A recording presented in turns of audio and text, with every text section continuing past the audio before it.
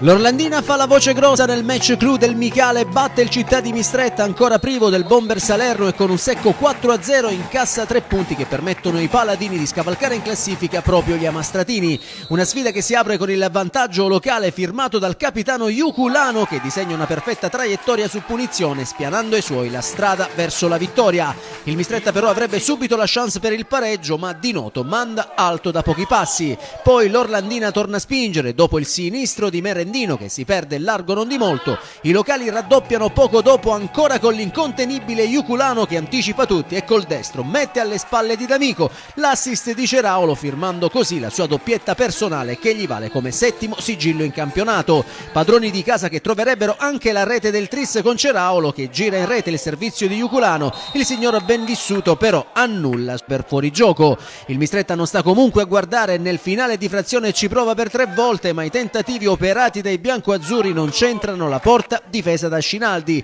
Bersaglio che nella ripresa colpisce invece l'Orlandina quando Merendino col sinistro spedisce alle spalle di D'Amico il suggerimento di Iuculano facendo così Orlandina 3, Mistretta 0 e per Merendino si tratta della prima rete in campionato. I locali non si fermano e dopo il destro volante di De Gregorio che si perde alto sulla traversa i paladini calano il poker con De Nadal che da pochi passi non sbaglia il tapin vincente per la rete che vale di fatto il 4-0 per i suoi.